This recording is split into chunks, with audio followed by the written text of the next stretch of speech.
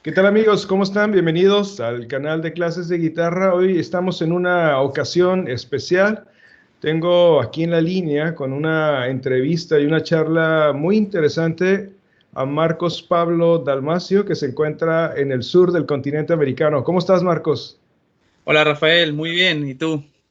Todo bien, estamos aquí haciendo este encuentro porque Marcos tiene un libro que yo tengo aquí en mis manos. Es un libro muy interesante, es un material valiosísimo para la guitarra que él nos va a comentar a detalle todo el tiempo que invirtió para hacer esta joya de la literatura, que es un material de consulta, pero también un material de estímulo, de motivación para la guitarra, en especial para este tipo de repertorio. El libro se llama La Sonata para Guitarra en la Viena de Beethoven y Schubert.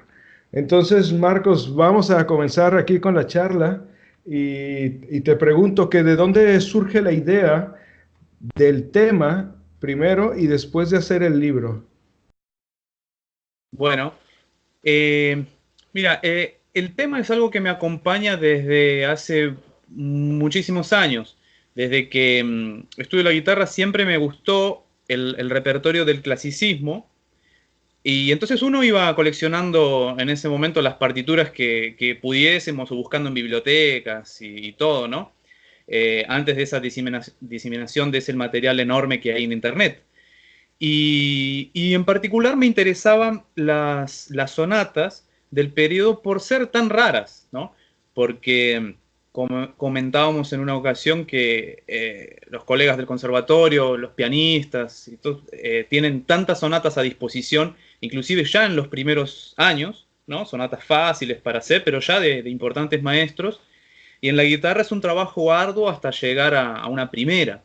Y después uno pasa un poco rápido por ahí porque, bueno, porque son pocas, porque son difíciles y hay otro repertorio que hacer. Bueno, y entonces eso quedó en el tintero.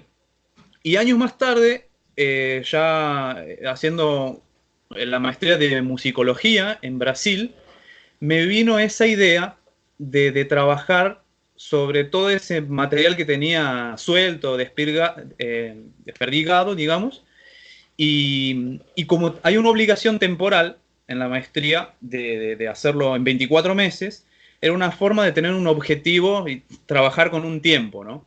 Y entonces ahí me propuse ese tema, la sonata para guitarra, y como material, y investigar todas las que fueron escritas en Viena, y ahí descubrí que fueron hechas en la primera década y poquito más de la segunda década del siglo XIX, y nada más. O sea, dentro del marco en el que dos de los compositores más importantes de la música occidental trabajaron, como Beethoven y Schubert, en Viena, ¿no? Ujú. Y bueno, ahí desarrollé el trabajo y lo terminé. Y después me pareció que, bueno, ya lo había hecho con el sentido con la intención de hacer un libro de eso. Porque me pareció que era un tema que valdría la pena tenerlo en un libro, eh, donde le sacase toda esa parte a veces académica obligatoria, ¿no? Que va entrecortando la lectura del texto y dejarlo más ameno en la lectura, y etcétera, ¿no? Claro, claro, sí, muy interesante. Fíjate que también de lo que comentas del repertorio de la guitarra en esta época, también me permito complementarte, pero en el siglo XX también una característica del repertorio de la guitarra, a diferencia de los otros instrumentos, es el tamaño de duración de cada una de las piezas, porque prácticamente se escriben muchas piezas de un periodo corto de duración de minutos, quiero decir. Por lo Sí, tanto, ¿verdad? en comparación con otros instrumentos, con otros compositores, estas piezas para guitarra parecen como miniaturas. Y es precisamente el caso en el siglo XIX, todo este periodo que estamos hablando, si nosotros ponemos a consideración la sonata Opus 15 de Mauro Giuliani, que es hasta cierto punto representativa, muy, muy representativa de este periodo para nosotros, porque para los otros músicos, pues hay, me atrevería a decir que hay miles de sonatas de este tipo, en Sí, donde se usa el bajo albertino, se hace en tres tiempos, rápido, lento, rápido con el rondó final. Pero a final de cuentas en la guitarra, si te pones a pensar en compositores de esta época, existen varias sonatas, pero se tocaba casi una sonata o dos sonatas de este tipo. Sí. Ante- Estoy hablando de la época de la primera mitad del siglo XX, toda esta etapa de Segovia y sus primeros discípulos, pero afortunadamente poco a poco se van descubriendo nuevos trabajos y a mí me da mucho gusto en tu libro encontrar al compositor Matieca. Ah, Wenceslaus Thomas Matieca, porque hace pocos meses me encontré un disco, realmente Giulio Tampalini me envió un disco en donde grababa las sonatas de este compositor. Entonces yo me pregunté, bueno, ¿de dónde estaba toda esta obra perdida? Entonces todavía se sigue encontrando música de este periodo que tiene muy buena calidad. Fíjate, nomás estar conviviendo en la misma ciudad con Beethoven, Mozart, Schubert, con tantos otros compositores como Diabelli, que él mismo impulsó la literatura de la guitarra, no solamente con composiciones, sino con la publicación de las obras. ujú. Entonces, toda esta lista del libro que está bastante extenso, a mí me gustaría que nos platicaras cómo, a tu punto de vista, cómo sería conveniente usar el libro, cómo sería conveniente usar este libro con fines prácticos de los intérpretes de guitarra, más allá de la idea de que tengan que buscar algún material en específico que se encuentra en este libro, cómo lo podemos usar para aplicarlo al día a día en nuestra carrera de concertistas o maestros. Excelente pregunta, Rafael, porque como intérprete del instrumento y no meramente musicólogo, mi tarea fue aunar los dos mundos, digamos, tener, como es corriente hoy, una información de lo que estamos haciendo, ¿no? Lo más veraz posible, pero no descuidar la parte práctica también, ¿no? Entonces, hay momentos, vamos a ver, en la parte práctica, nosotros tenemos 20 sonatas en total que fueron escritas en ese periodo, ¿no? Para guitarra. Lo que tenemos hasta ahora son nada más que 20. Pero bueno, una sugestión de los orientadores en la universidad fue eh, analizar cuatro de ellas, por ejemplo, una de cada compositor, tenemos cuatro compositores allí, y presentar esto. Que bueno, hubiese dado el trabajo más o menos que se requiere para el título, daría unas 120 páginas, etcétera. Pero como yo tenía las 20 y las analicé a todas, había encontrado que a mí me parece, por lo menos, que fue hecho de manera proposital una composición diferenciada de prácticamente cada una de ellas, ¿no? Ujú. Como si supiesen que había un tiempo corto para producirlas, porque era un género que ya no estaba teniendo el interés que había tenido otrora, ¿no? El género sonata, me refiero. Y la guitarra hay que pensar que era un instrumento nuevo, las seis cuerdas como la conocemos ahora, básicamente era un instrumento muy reciente, ¿no? Y una forma de afianzarla como un instrumento no solo de acompañador de canciones, sino un instrumento de otro porte, era a través de géneros importantes. Y la sonata era uno de ellos. Entonces era una especie de carrera contra el tiempo, me parece. Entonces cuando mencionaste, por ejemplo, la sonata de Giuliani, tenemos que tener en cuenta que Giuliani es un compositor italiano que llega a Viena, ¿no? En 1806 y en 1808 publica, entre otras obras, dos muy diversas. Una, el primer concierto para guitarra, ¿no? Que hasta hoy se toca muchísimo, que es de un carácter muy italianizante. Y esta sonata, Opus 15 que mencionabas, que a pesar de no negar su vena melódica italiana, etcétera, tiene muchos elementos de construcción típicamente vieneses, ¿no? Entonces, de esta manera, eh, da para percibir que el compositor intentaba también presentarse como un creador de música y no meramente como un virtuoso de la guitarra. Y si uno repara, el comienzo mismo de esa sonata, ¿no?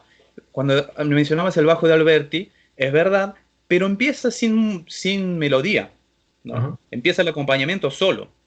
Y no hay ninguna sonata del periodo, y cuando digo ninguna me refiero a que investigué prácticamente todas las sonatas que pude, son cientos de sonatas para piano, por ejemplo, ¿no? Y otros instrumentos, que empiece simplemente con el acompañamiento y la melodía venga después, ¿no? Eso es un rasgo que a primera vista parece pueril, digamos, o insignificante, ¿no? Pero eso se va tejiendo a través de la obra y desarrollando ese como otros elementos que son mencionados allí, que nos hacen ver que Giuliani hizo muchas cosas propositalmente. No fue por acaso que salió así, ¿no? Y así Rafael con cada una de las 20 o con casi cada una de ellas, ¿no? También eh, hago un juicio a veces un poquito de valor, digamos, en el sentido que no todas tal vez sean dignas de ser tocadas en concierto, pero la gran mayoría sí, ¿no? Están analizadas todas. Entonces, yo dividí el libro en dos partes para la utilización. Dos partes que la primera puede servir no solo para guitarristas, sino para gente interesada en la música del periodo o en cómo funcionaba, porque por la división de capítulos se puede ver que hay elementos sobre hasta el mercado editorial de la época, ¿no? Cómo trabajaban otros compositores no guitarristas que eventualmente escribieron para la guitarra, ¿no? O qué hacían compositores guitarristas cuando no escribían para la guitarra, por ejemplo. Cuáles eran los géneros más utilizados, los teatros y salas de conciertos de la época. Es decir, diversos aspectos históricos, inclusive, ¿no? Del periodo, para crear un contexto. Entonces esa es la parte histórica, digamos que es de uso general, yo diría, ¿no? Y en la segunda parte tenemos el análisis de cada una de las 20 sonatas de los cuatro compositores. Entonces, cuando un estudiante, por ejemplo, o un profesional quiere de repente estudiar una de las obras o conocer sobre el contexto histórico de alguna de ellas, puede remitirse al título de la sonata en cuestión y verificar eso, ¿no? La cuestión del análisis también está a veces para mostrar elementos idiosincráticos, cosas bien, digamos, que no se ven a simple vista, que no sean tan obvias, porque si no eso lo podría hacer cualquiera, justamente para mostrar o intentar demostrar esa hipótesis que comentaba al principio, de que las sonatas fueron escritas realmente con conciencia por los compositores, para querer mostrar cosas diferentes, Ujú. ¿no? Termino diciendo que cuando mencionamos a Matejka, por ejemplo, el último opus de él son las 6 sonatas progresivas que están ahí, ¿no? Y cada una de esas 6, o sea, son progresivas no solo por la tonalidad, eh, sino que cada una de esas 6 contiene elementos estilísticos diferentes. Cosas que no pueden ser percibidas a primera vista, debería que tener un conocimiento histórico, que está demostrado en la primera parte del libro, van a mostrar a quien las toque, por ejemplo, que Matejka utiliza procedimientos formales de construcción de la sonata que eran típicos, por ejemplo, de la década de 1770, otros de 1780 o de 1790, ¿no? Con las prácticas principalmente de Haydn, por ejemplo, porque cada una de esas décadas fue marcando eh, elementos de cambios estilísticos, ¿no? Para nosotros después del tiempo es muy difícil darnos cuenta de eso sin hacer un análisis, ¿no? Pero baste decir que hoy en día cualquier persona que ve, por ejemplo, una película, ¿no? Un filme de 10 años atrás ya dice que es viejo, ¿no? Y se da cuenta, o se da cuenta cuando algo fue hecho en los años 90 o en los 80, ¿no? De la misma manera, el estilo de construir una sonata.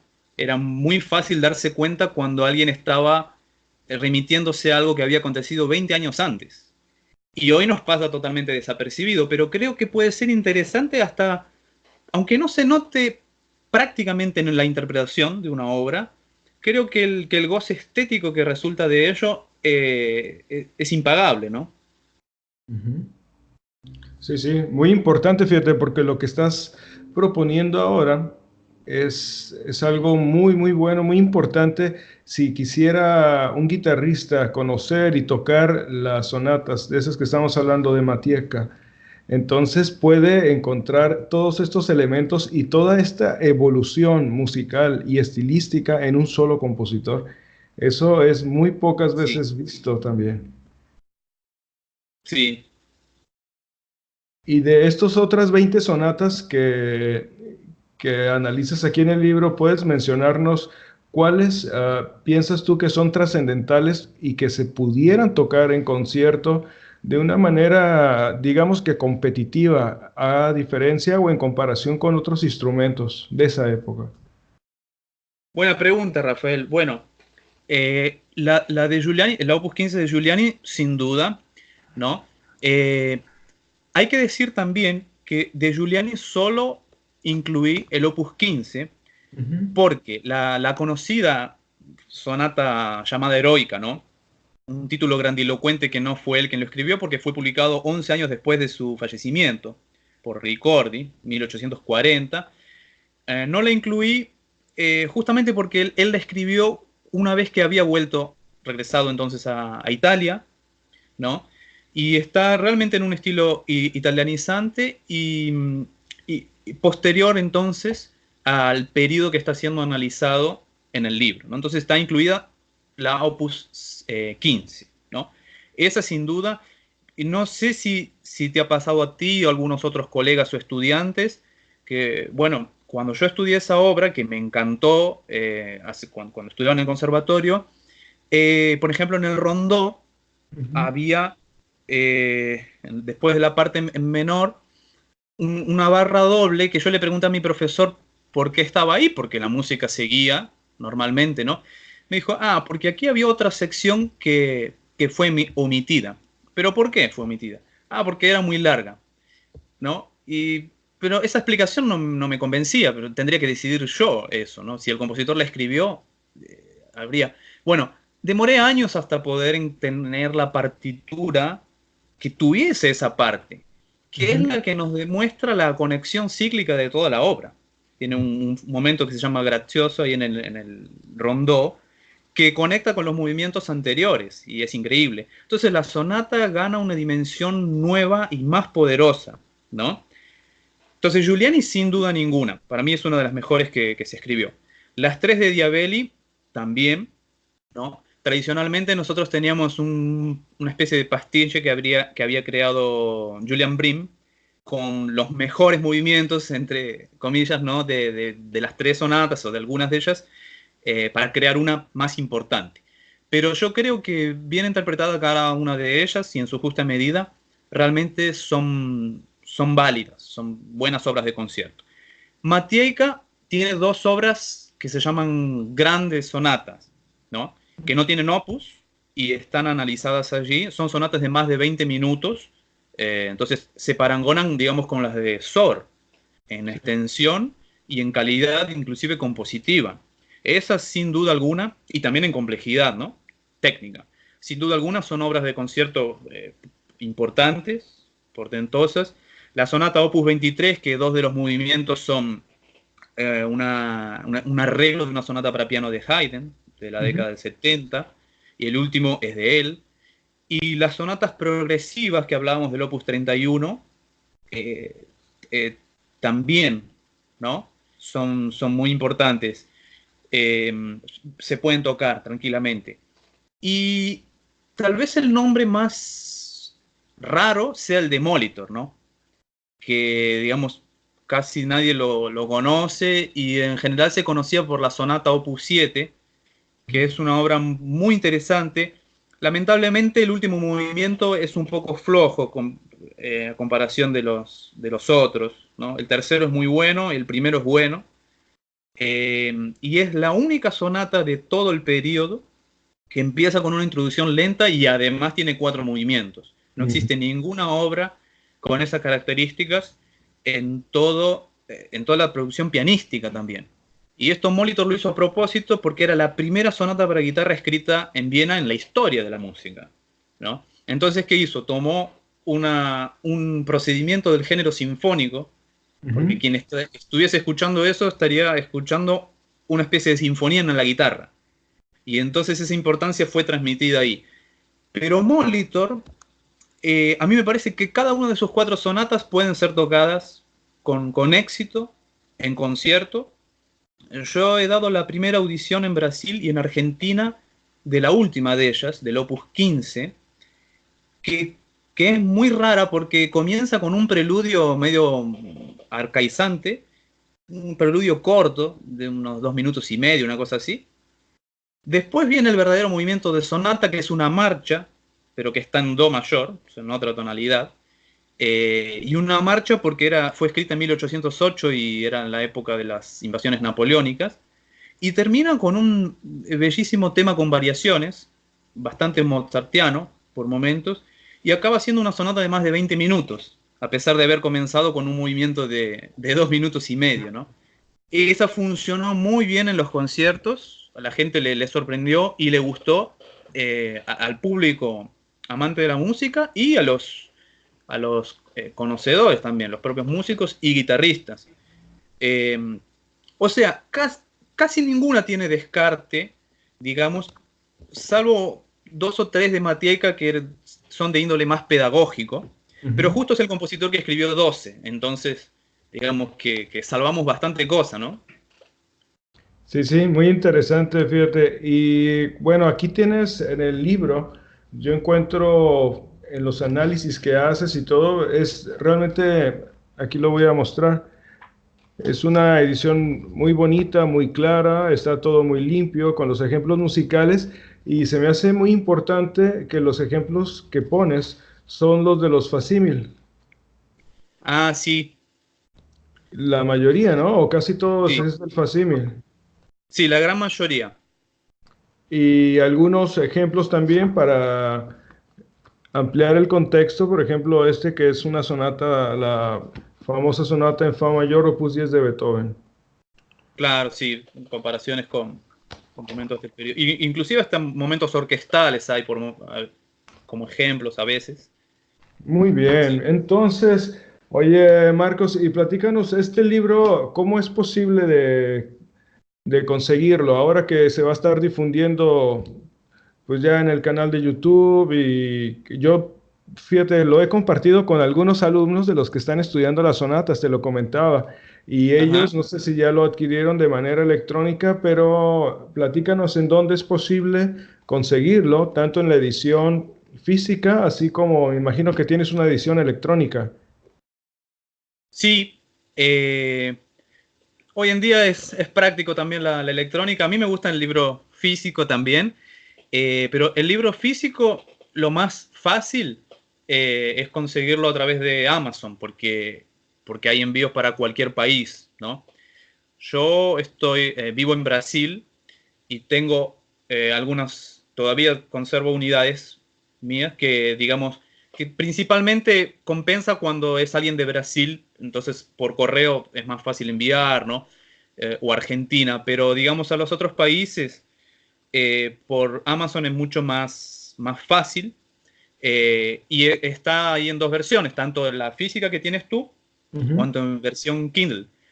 Pero también está otra versión electrónica en PDF, de la cual vamos a dejar el link para que los amigos puedan ver y acceder, eh, que, que nosotros vamos a dejar un cupón ahí de descuento del 50% durante una semana para aquellos que hayan visualizado, sí, nos hayan acompañado hoy con el video y con lo que estamos comentando, ¿no? Vamos a dejar el link y ahí es exactamente el mismo libro en PDF, pero con los hiperlinks, todo funciona normalmente, correctamente, pero un precio más accesible. Y hay que decir también, Rafael, que bueno, les vamos a dejar el link de la página web del libro, donde, Ah, digamos, si tienen dudas, hay fragmentos de cada capítulo que pueden ver allí, ¿no? Y, y bueno, y ahí también se irá actualizando en cuestión de partituras y después de grabaciones, porque hay muchas que no hay grabación comercial, y entonces ahí será actualizado, ¿no? Además, si me permites, hay una cosa importante, que hay que decir que nosotros estamos hablando en español y hemos dicho todo eso, pero el libro está escrito en portugués, ¿no? ujú. Eso es importante decir, pero está escrito en portugués por un argentino. O sea, que Ok. domino bien el idioma, pero quiero decir, creo que lo he escrito de manera que las personas de habla hispánica lo puedan comprender bien. No sé qué me dices tú que lo has leído allí. Bueno, no he tenido ningún problema porque como hablo italiano y estudié latín, entonces entiendo perfectamente al estar leyendo. Si hubo alguna palabra o alguna frase, tenía que buscarlo, pero en general yo he entendido bastante bien. Bien. Sí, el italiano ayuda bastante también, ¿no? Eh, yo creo que bueno, es importante decirlo para que nadie se lleve una sorpresa, pero creo que es justamente eso, en vez de... Se pueden aprender dos cosas al mismo tiempo. Por un lado, esa cuestión que estamos hablando aquí, del libro en sí, y por otra, un acercamiento a una lengua que es bastante familiar, no es igual, pero es Mm. bastante familiar, y que puede abrir las puertas para otras cosas, ¿no? Baste decir que uno de los compositores más importantes para la guitarra de Latinoamérica, o de toda América, vamos a decir, fue Villa-Lobos, ¿no? Que era brasileño. Sí, Entonces ya no sería poca cosa, ¿no? Acceder a eso. sí, claro. Fíjate que precisamente yo la otra pregunta que había preparado era esa de cómo complementar el libro, o sea, cómo complementar con la lectura del libro, más allá de, pues, de buscar las audiciones de cada una de las obras, establecer comparaciones entre cada uno de los intérpretes, pero ya lo has dicho ahora, tú tienes una página web en donde das tus clases, en donde difundes tus grabaciones, toda tu actividad y asimismo vamos a dejar los enlaces de tu página. Ahora mismo estás haciendo una serie de entrevistas muy interesantes, las he visto. Entonces, es una página muy completa. Platícanos cuáles son las actividades que tienes en tu página web, Marcos. Ah, bueno, en el caso anterior estaba hablando hay una página web específica del libro, ¿no? Ujú. Que les vamos a pasar para que ahí no hay confusión, digamos, pueden acceder a las cuestiones específicas del libro, ¿no? Pero en donde, digamos, sí, estoy colocando artículos y, como dices, en entrevistas o compartiendo partituras y sobre todo grabaciones raras, Rafael, es en una página, no mi página personal, sino una página blog que se llama El Mundo de la Guitarra. Ujú. Y allí, sí, también estoy incursionando en esa cuestión de trabajar con videos y todo.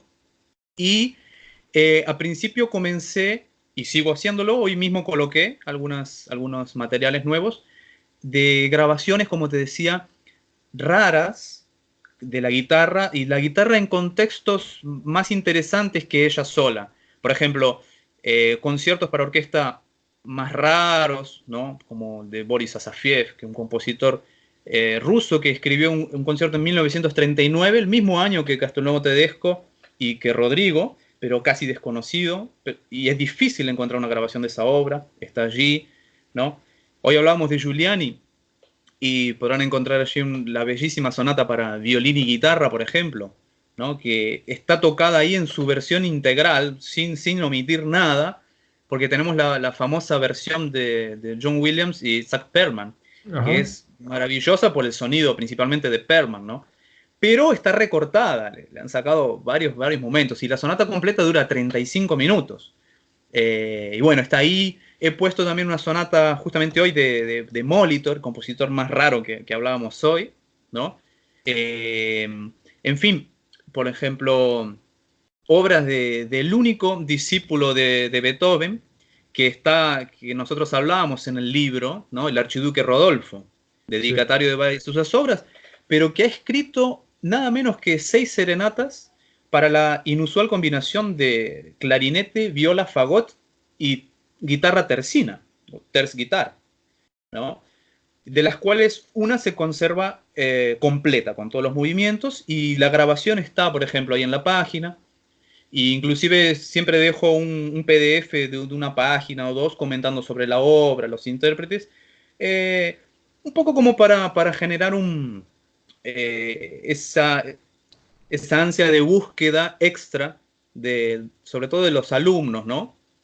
De que no se conformen solo con, bueno, con las indicaciones y con el tocar, sino que se nutran también de todo el enorme material que complementa, ¿no? Entonces, entre lecturas, grabaciones de obras más raras y lo que habla el libro en sí, por ejemplo, cuando cito hay cuartetos de cuerdas, sinfonías, sonatas de piano, también para salir un poco del mundo de la guitarra, ¿no? Y creo con eso, Rafael, que ahí tenemos un, un compendio de informaciones que se complementan, ¿no?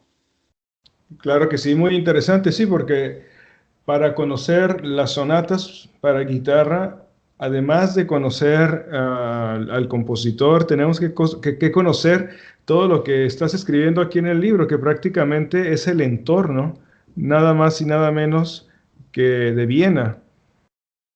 Sí, Entonces, todo esto que mencionas en el blog, es el mundo de la guitarra, tu blog, ¿cierto?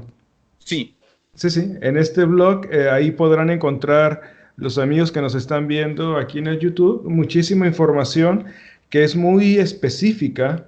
No van a tener que tardarse tiempo en buscar en YouTube. Muchas veces no sabemos ni qué buscar, pero ahora yendo a fuentes tan buenas como, como la de tu página, de tu blog, entonces ahí pueden estar aprendiendo y conociendo música que uno no pudiera ni buscarla porque simplemente no sabe ni que existe. Entonces se me hace muy sí. valioso toda la actividad que estás haciendo con tu blog y platícanos además ya para concluir nuestra charla, ¿qué otros proyectos tienes, Marcos, para los próximos meses o para el próximo año de tu actividad?